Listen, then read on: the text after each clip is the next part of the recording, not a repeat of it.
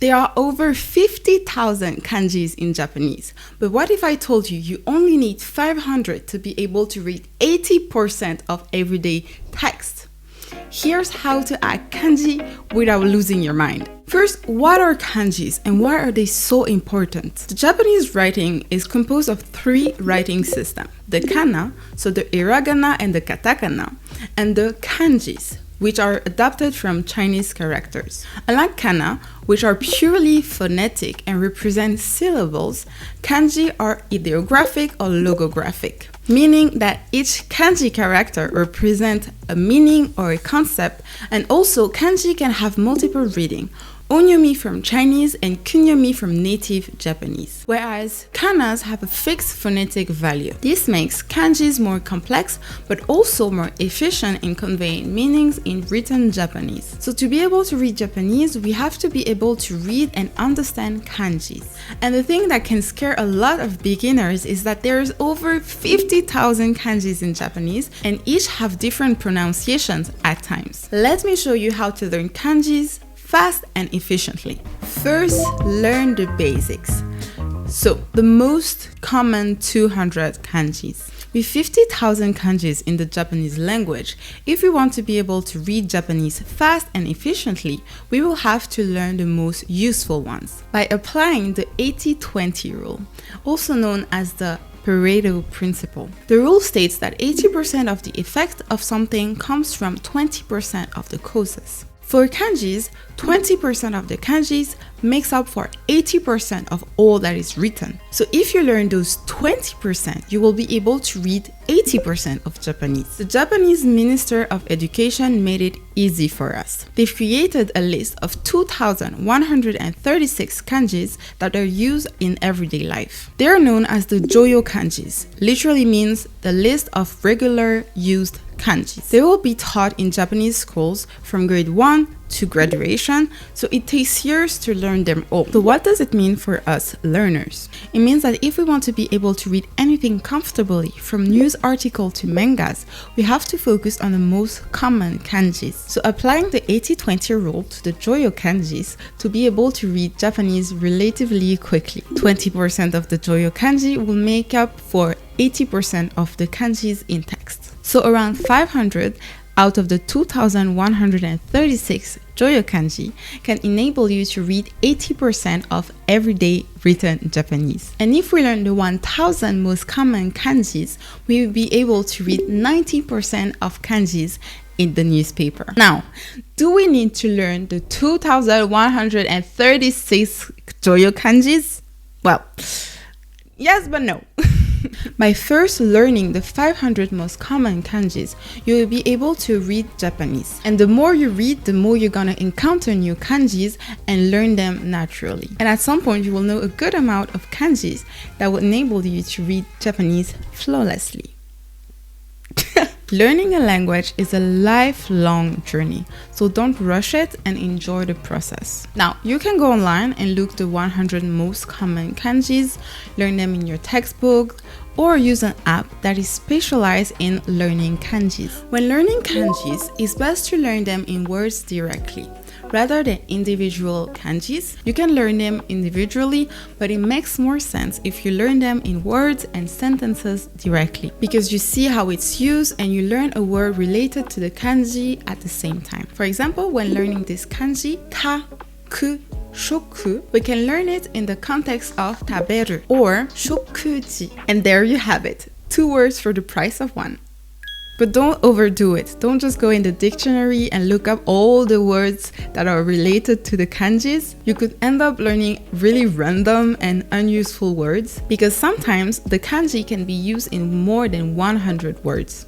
This is where you can use the sponsor of today's video, Mochi Kanji Learn Japanese. It's an app that helps you to learn kanji and vocabulary in a fun way with games. You learn useful vocabulary and at the same time you learn the kanji.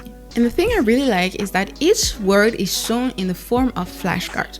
Moreover, you will learn with a variety of activities like quiz, listening practice, writing practice. When you register on the app, they will help you to choose the most suitable course based on your current level. So if you're a beginner, you can start from the basics, or they have courses specialized for certain Japanese textbooks like JLPT N5 to N2 or Genki or Mina no Nihongo. So if you're using those textbooks, you can use the app to solidify your knowledge. And the cool thing with the app is that all their lessons are bite-sized lessons. They are short enough to do when you're waiting in line or in the car, but they are long enough so you actually learn something. But there is a special feature on Mochi Kanji called Golden Time, which is based on spaced repetition. Mochi Kanji will do all the work of calculating and reminding you to review new words and kanji at the golden time, the time your brain can memorize it the best. And you even have a timer that shows you exactly when your next study session is.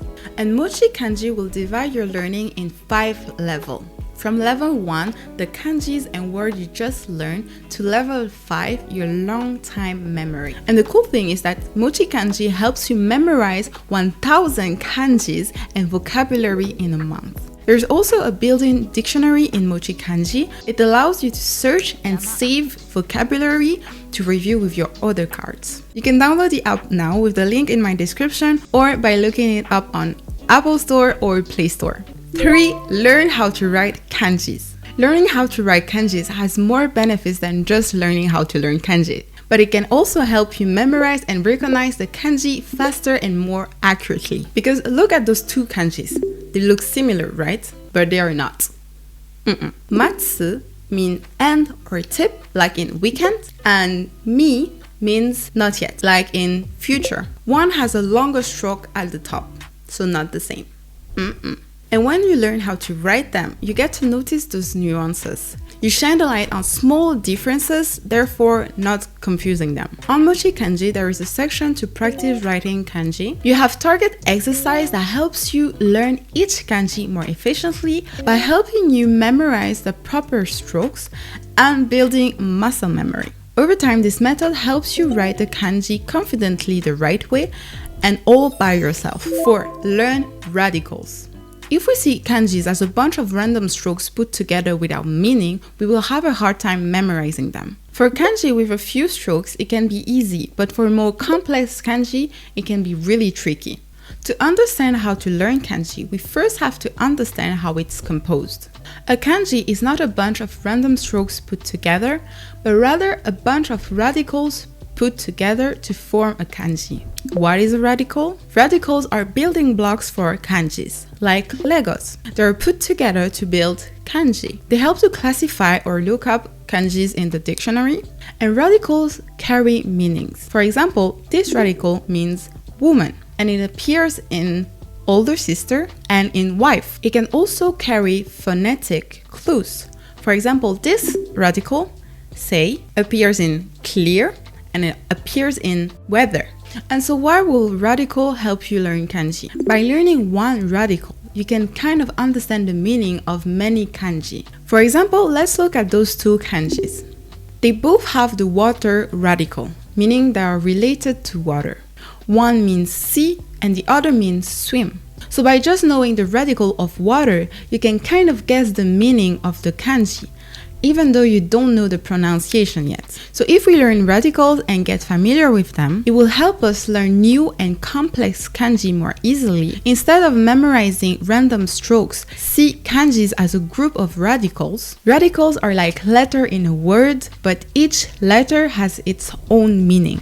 5. Use mnemonics. When it comes to memorizing kanji, it can be long and tiring, but not if you have the right technique, like using mnemonic. First, what are mnemonics? A mnemonic device is any learning technique that aids for information retention or retrieval in the human memory, often by associating the information with something that's easier to remember.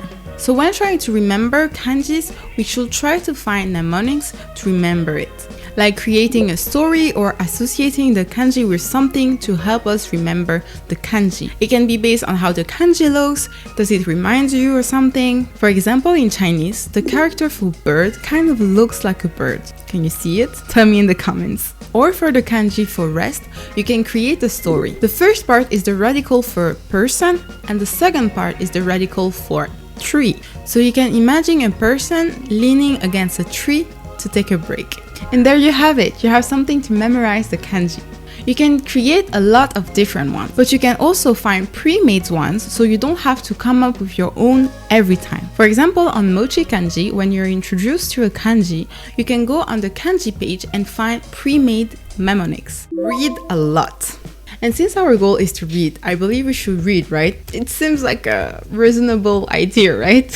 More seriously, if we want to get familiar with kanjis and review them naturally, we should read in Japanese. By seeing them in context and in story, it will consolidate our knowledge of the kanjis and the words. And last point, stay motivated. I started learning Japanese after I learned Chinese, so I was already familiar with the Chinese character. So the method I'd used to learn Chinese character was the same method I'd used to learn kanjis, because only the pronunciation changed. So you see that learning kanji is not something that will happen overnight. It takes time and you have to stay consistent with it. So take a kanji at a time, learn a little bit every day, and more importantly, celebrate the small wins. So if you mastered 10 kanji this week, that's wonderful, you made progress. Don't give up, I know you can do it.